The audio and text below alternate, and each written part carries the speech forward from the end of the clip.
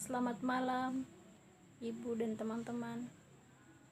Pertama-tama saya akan perkenalkan diri dulu. Saya Yunita Salinda Setia.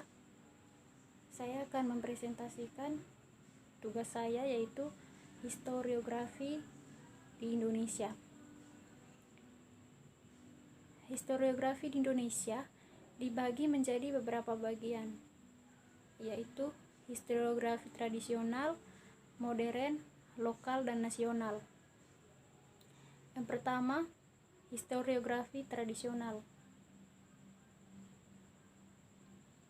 Penulisan sejarah pada mulanya lebih merupakan ekspresi budaya daripada usaha untuk merekam masa lampau sebagaimana adanya. Hal ini didorong oleh suatu kenyataan bahwa dalam diri manusia atau masyarakat selalu akan muncul pertanyaan tentang jati diri dan asal-usulnya yang dapat menerangkan keberadaannya dan memperkokoh nilai-nilai yang dianutnya. Jadi penulisan sejarah bukan bertujuan untuk mendapatkan kebenaran sejarah dengan pembuktian melalui fakta-fakta, akan tetapi keyakinan akan kebenaran kisah sejarah itu diperoleh melalui pengakuan serta pengabdiannya terhadap penguasa.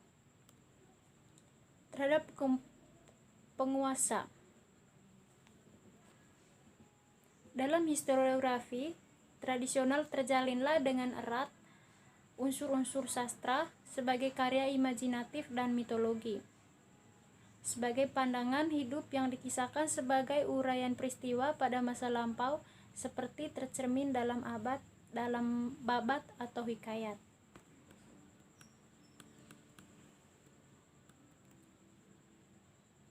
Walaupun demikian, adanya sejarah tradisional memiliki arti dan fungsinya sendiri. Pertama, dengan corak sejarah tradisional yang bersifat istana sentris, maka ada upaya untuk menunjukkan kesinambungan yang kronologis dan untuk memberikan legitimasi yang kuat kepada penguasa. Contohnya kisah Ken Arok dalam kitab Pararaton dituliskan sebagai titipan Dewa Wisnu dan putra dari Dewa Brahma dengan Ken Endok. Raja-raja Mataram membuat garis keturunannya dari periode manusia pertama dan para nabi, diikuti dengan periode tokoh-tokoh kepahlawanan dari kitab Mahabharata.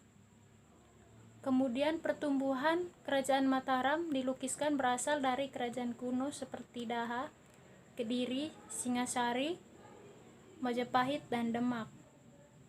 Ada pula upaya untuk menarik garis keturunan dari tokoh raja legendaris seperti Iskandar Agung kepada raja-raja legendaris dari Jawa dan Malaka.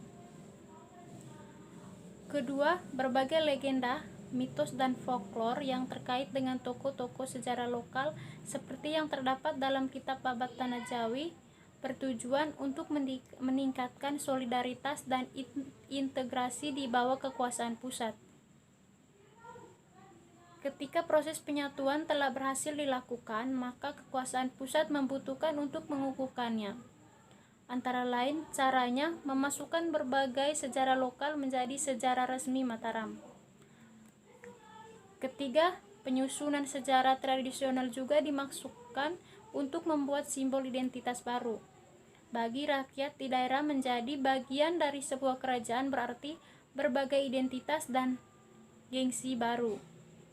Bagi mereka, datang ke ibu kota atau negara merupakan sesuatu yang luar biasa. Karisma seorang raja, seperti yang dituliskan dalam Babat Tanah Jawi, dipercaya karena adanya pulung. Dengan memiliki karisma itulah, Panembahan Senopati berhasil menaklukkan Ratu Pantai Selatan atau Nyai Roro Kidul sehingga mampu mengamankan kekuasaannya di sepanjang pantai selatan Jawa, tempat sang ratu berada di sebagai penguasa dengan berbagai terornya. Berikutnya historiografi kolonial. Mengenai perkembangan historiografi Indonesia, tidak dapat mengabaikan historiografi yang dihasilkan oleh sejarawan kolonial. Tidak dapat disangkal bahwa historiografi kolonial turut memperkuat proses historiografi Indonesia. Historiografi kolonial dengan sendirinya menonjolkan peranan bangsa Belanda dan memberikan tekanan pada aspek politik dan ekonomi. Hal ini merupakan perkembangan logis dari situasi kolonial ketika penulisan sejarah bertujuan utama untuk mewujudkan sejarah dari golongan yang berkuasa beserta lembaga-lembaganya. Di sisi lain, bagi penulis sejarah nasional, perlawanan tersebut dianggap sebagai perjuangan untuk menegakkan kebenaran, keadilan, dan cinta tanah air.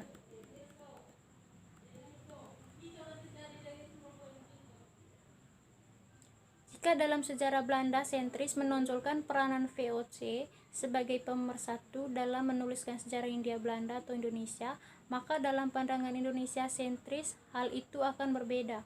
Kehadiran bangsa barat pada umumnya, Belanda pada khususnya sengaja atau tidak sengaja mendorong ke arah integrasi. Perlawanan terhadap penetrasi dan kekuasaan bangsa barat membantu membentukkan wilayah kesatuan yang kemudian disebut Indonesia. Demikian halnya pandangan bangsa Belanda yang mengakui kemerdekaan Indonesia pada tanggal 27 Desember 1949 melalui penyerahan kedaulatan sebagai kelanjutan dari konferensi meja bundar. Maka bangsa Indonesia mengakui bahwa kemerdekaan Indonesia diperoleh dengan perjuangannya sendiri, kemudian diproklamasikan pada tanggal 17 Agustus 1945.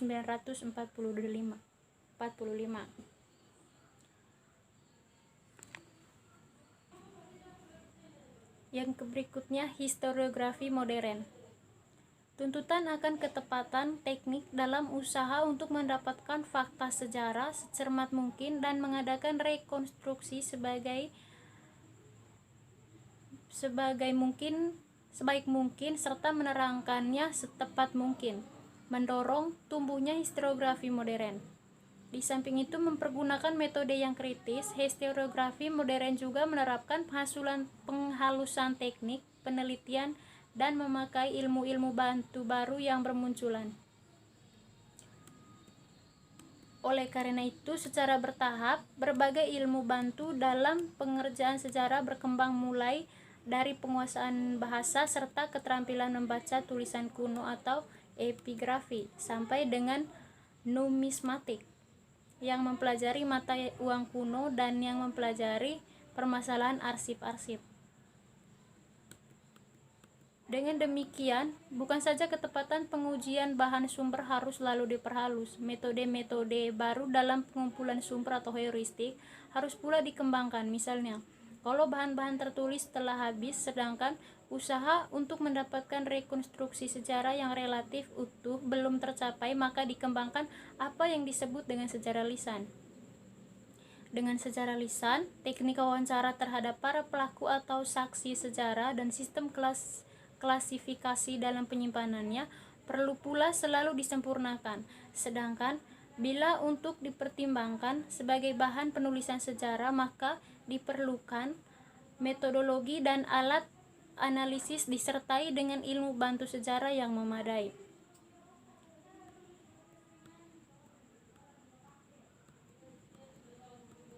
Yang berikut, historiografi nasional.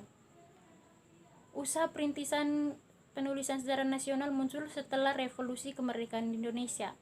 Hal ini dilatar belakangi oleh penulisan sejarah yang ada merupakan penulisan sejarah yang dilakukan pada zaman kolonial dan bersifat Belanda sentris. Selain itu, sebagai negara yang baru memperoleh kemerdekaannya membutuhkan suatu penulisan sejarah yang dapat menunjukkan jati diri sebagai bangsa, serta dapat memberikan legitimasi pada keberadaan bangsa Indonesia yang baru setelah bertahun-tahun berada dalam masa penjajahan. Pada waktu itu, bagi rakyat Indonesia pada umumnya membutuhkan identitas mereka yang baru setelah zaman penjajahan yang diwarnai dengan adanya diskriminasi rasial.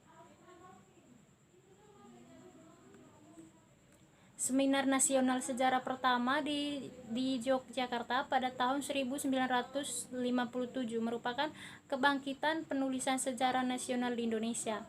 Seminar tersebut membicarakan pencarian identitas nasional bangsa Indonesia melalui rekonstruksi penulisan sejarah nasional. Seminar tersebut membicarakan tentang upaya penulisan sejarah nasional yang berpandangan Indonesia sentris. Sejarah nasional juga diharapkan dapat menjadi alat pemersatu dengan memberikan penjelasan tentang keberadaan bangsa Indonesia melalui jejak sejarahnya. Terima kasih, itu tadi presentasi dari tugas saya. Mungkin ada salah kata atau yang tidak berkenan, mohon dimaafkan. Terima kasih.